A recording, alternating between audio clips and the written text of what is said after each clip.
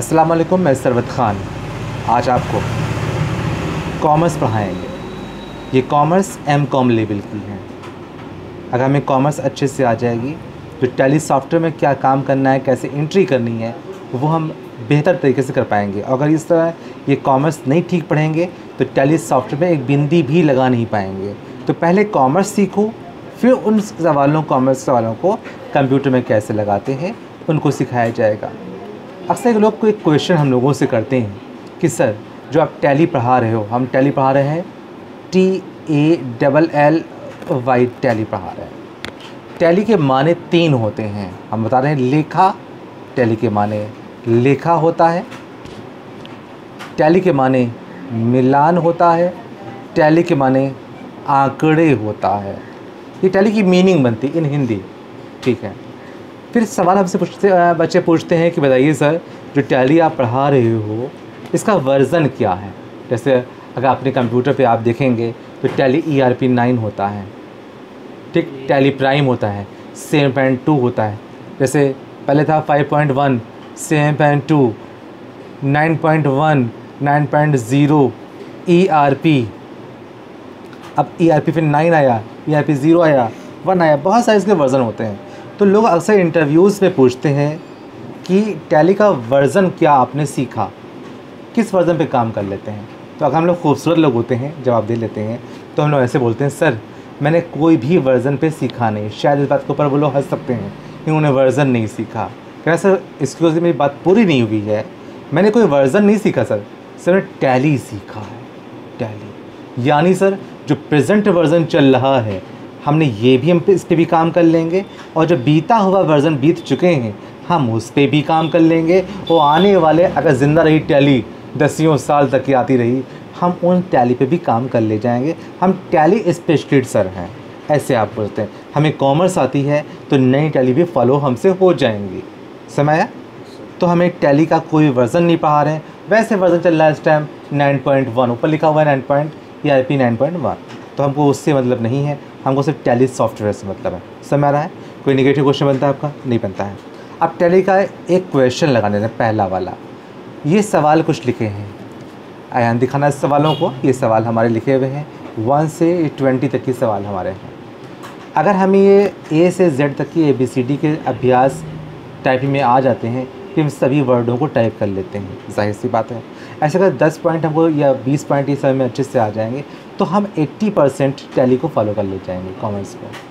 ये हमने बहुत ही जो इस पन्ने पे लिखा हुआ है ये पूरा सार लिखा है, यानी जो बिस्मिल्लाह करते हैं इसको आ गया तो टैली की बाकी जो हम नए अभ्यास या नए एग्जाम्पल या नए क्वेश्चन पाने वाले हैं तो हमें फॉलो हो जाएंगे।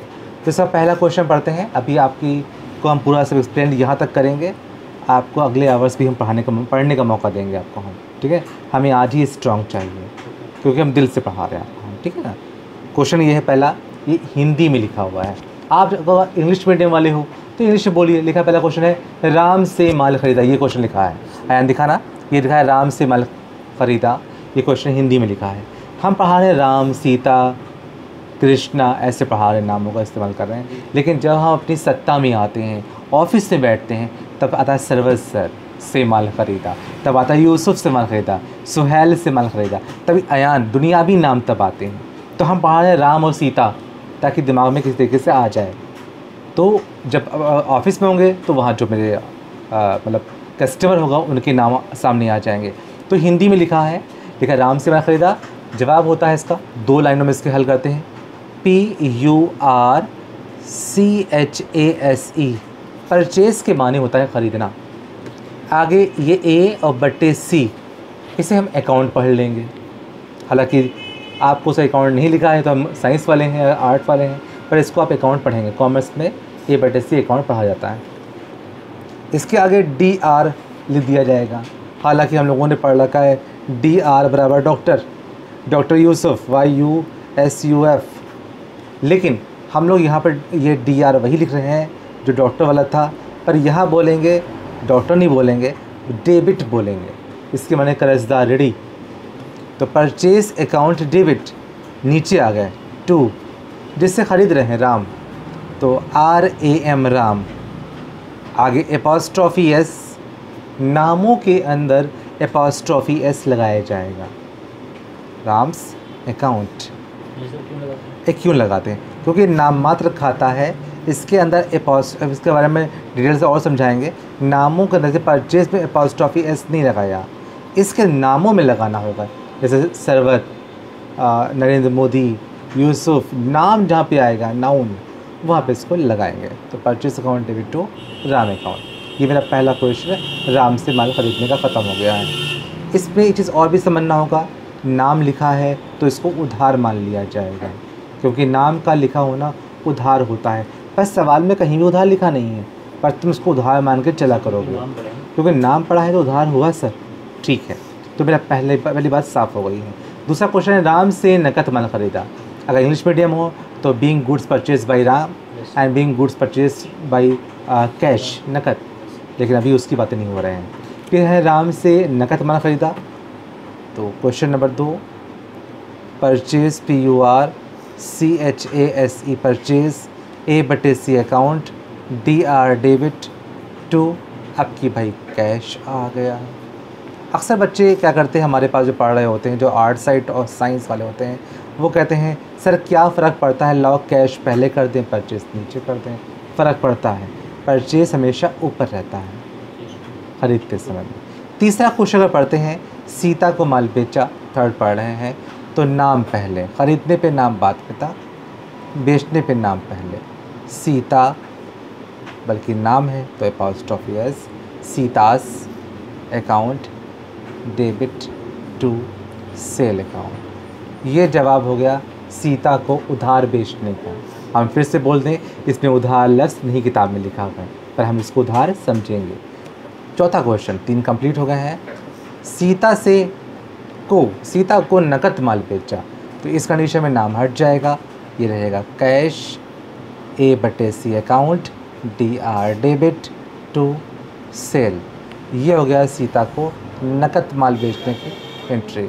तो हम फिर से यहाँ लौटते हैं, ये उधार ख़रीदने की एंट्री, ये नकद ख़रीदने की एंट्री, ये उधार बेचने की एंट्री, ये नकद बेचने की एंट्री।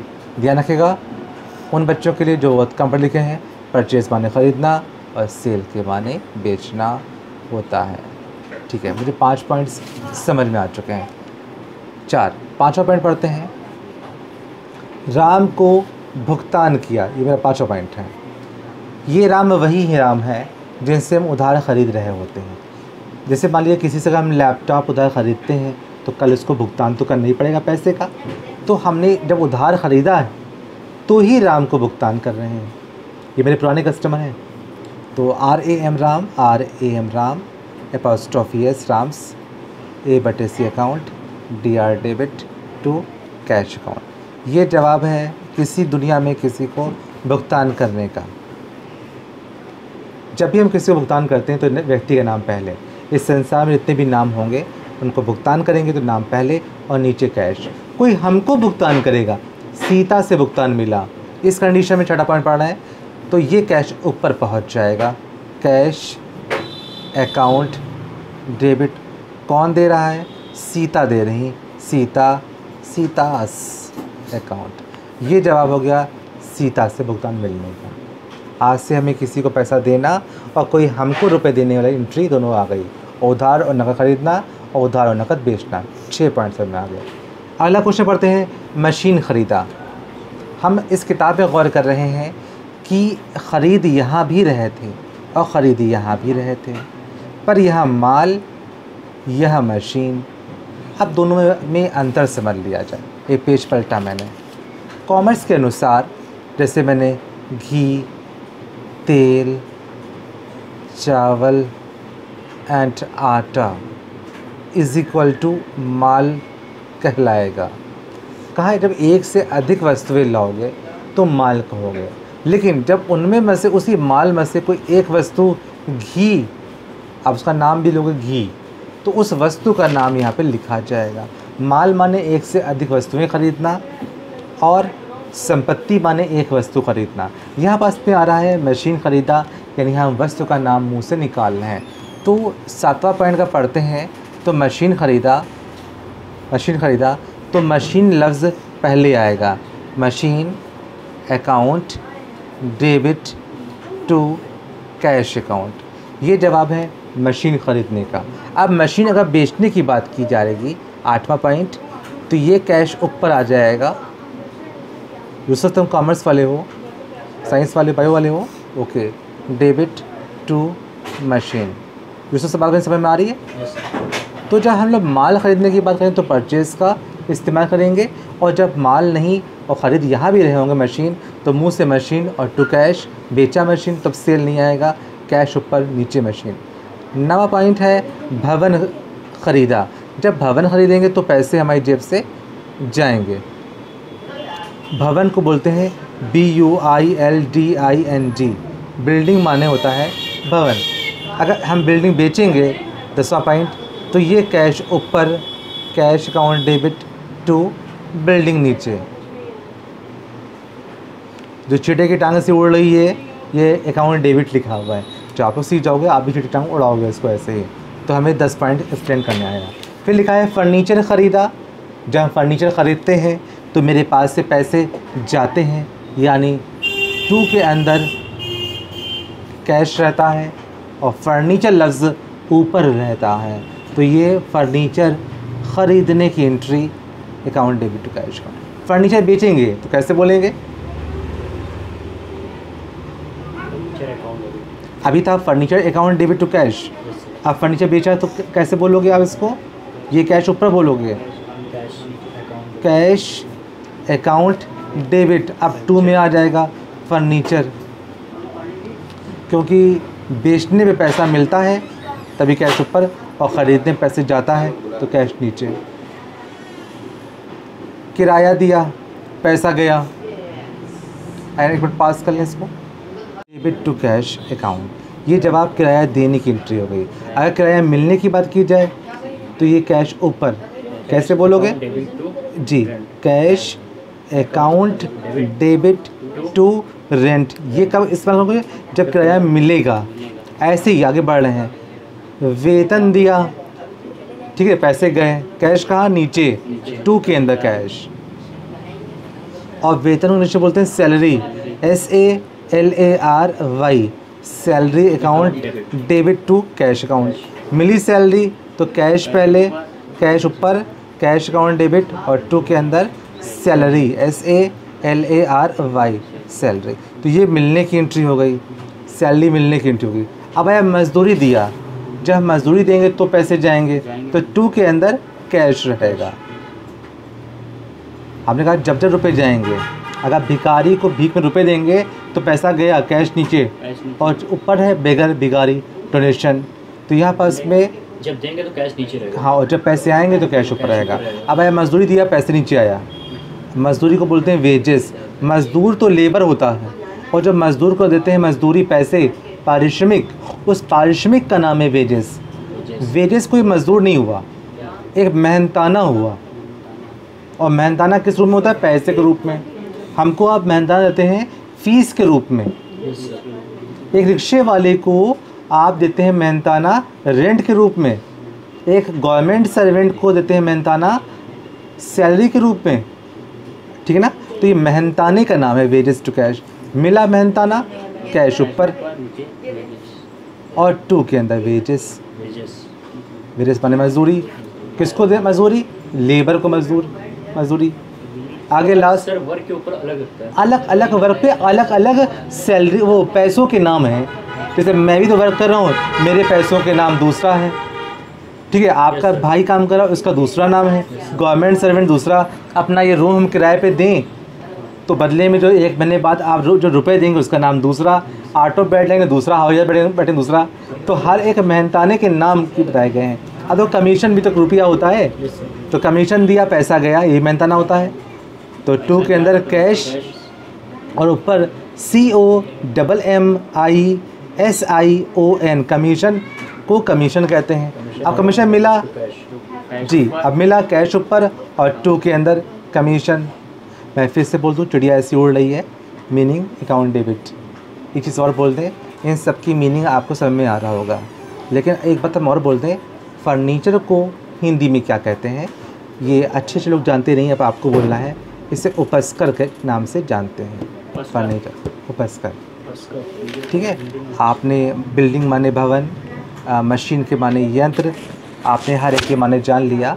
तो बाकी आपको इनके माने आने चाहिए। सेल के माने जान लिया, परचेज़ के माने जान लिया, कैश के माने नकद या रोकड़ जान लिया, इसके बाद रेंट माने जान लिया, और इसके बाद सैलरी के माने वेतन जान लिया, रेंट माने किराया जान लिया, और इसके माने वेतन जान लिया।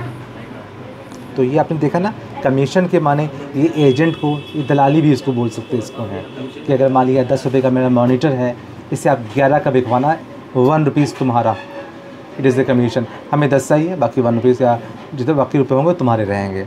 तो कमीशन टू कैश। तो ठीक है, बहुत अच्छा लगा, आप लोगों ने सीखा। उम्मीद करते हैं आपको मेरी बात समझ में आई होगी।